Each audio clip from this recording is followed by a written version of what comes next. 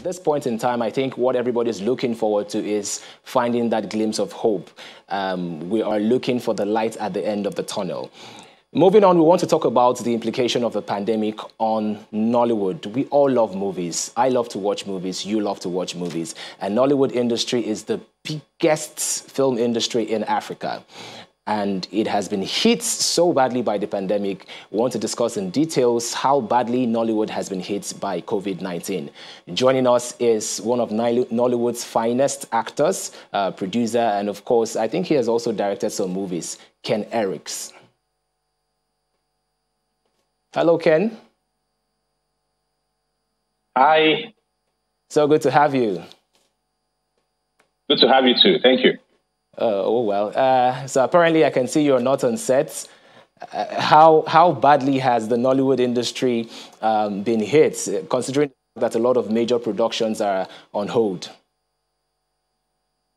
Yeah, we really have been hit really bad because nobody expected this to come up. It's something we never expected. And then when it happened, we had to adjust. And that has cost the industry as a whole a lot in terms of production, in terms of revenue, in terms of activities, movie premieres and all of that. So it has really affected us because entertainment is one of the major things that keep people going, that help them relax. And at this time, we are all stuck indoors. So we're basically not doing anything aside the things we do online. But we know we'll come out of this stronger. It hit us really hard, and that's an unfortunate one. Okay, so now we've had reports that major productions are on hold, but most productions are trying to see how they can minimize the production and still put out content. So how has the pandemic affected content creation? Generally, it has affected content creation on a larger scale, but people still do stuff while indoors. At least I can see people putting out stuff. A while ago, I saw a very short movie of that was shot across the continent during this lockdown, people doing their party here inside, and some other people shooting abroad, and then they're editing and all of that. So people are putting out stuff, but on a larger scale as an industry and generally, we're not able to do something that will bring people together because we have to observe social distancing, and then we're not yet ripe for going to the cinemas at this time. We're just coming out of lockdown gradually. So gatherings of whichever nature are not encouraged.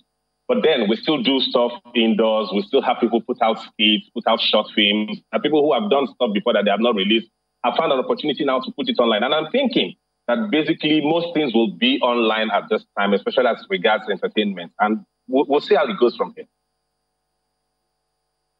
All right, we're going to talk about online, and we're going to talk about the streaming of movies, especially considering the fact that a major streaming giant just recently established their base in Nigeria. Okay, but before then, let's talk about the cinemas. What's happening with the cinemas? The cinemas are shut down. How has it affected them? It has affected a lot. It has affected the cinemas. It has affected the producers. It has affected the actors. It has affected the industry as a whole because there's a huge loss of revenue. And this is what people live on. This is our livelihood. This is our work. This is our job. But then we cannot blame anybody because nobody foresaw this. It has affected how we interact, how we even work. It has affected how we put out content and all of that. But we believe that in no time, if we gradually observe all of the instructions, we'll get out of this. But I am not certain things will ever be the same they used to be again. But then we keep our hopes alive. All right, Ken Eriks, hope is everything. Without hope, literally, what's the point of life? So now let's talk about streaming. You made mention of everything is moving on online, and a lot of producers are actually, having hits, online. So YouTube and the streaming platform I was talking about. The big question now is how can content creators, so from the producers of movies to the producers of short films and skits, how can content creators monetize during this pandemic? How can they make money off the content that they've been able to put together, notwithstanding the challenges presented by the pandemic? How can they monetize it? Actually, prior to this time, prior to the pandemic, content creators have been making money online, even though it's not the general norm in the industry. But I think we're beginning to look towards that direction now, because I know a couple of people who even after producing their films now, instead of waiting for the cinemas, especially at this time, they take it to YouTube, and they have gotten very great streams, and that's revenue for them, that's visibility. And then there are other VOD platforms. There's Amazon, there's Prime Video, there is Netflix, and there are other platforms. So, and then there are even other personal platforms that are just strictly for movies. So content creators are tapping into all of those channels now and trying to monetize their work. So for me, I think it's something we're going to be looking more into at this time, because we have been hit with this challenge. Therefore, we have to adjust. Of a particular streaming platform that you mentioned, they're currently, acquiring content, especially African content in Nollywood. Now, do you think the pandemic would affect their content acquisition? Because these streaming giants, they require a particular standard when they acquire movies. I honestly do not think so, because I do not think the pandemic will last forever. Secondly, Africa is a large market. Every investor wants to work with Africa. We have the numbers here, so I don't think it will affect the relationship between the content acquisitors and the practitioners. But then what would happen is it might slow it down a bit. It will slow productions down a bit until a time such as we are able to comfortably come out and gather and work. That's what will happen. It might slow it down a bit. It might affect one or two timings and all of that. But generally, I don't think it will affect the relationship between content acquisition and creating. So we keep our hopes alive. And then there are still other movies that are done in one house, basically. I've seen such films before. And all of that. You have a story, you have a beginning, a middle, and an end. You tell your story, you do all of that. But then we don't want to be boxed into one particular kind of story. So that's why we keep our hopes alive.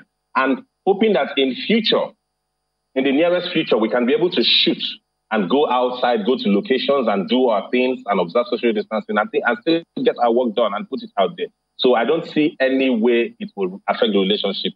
It might only take a little time.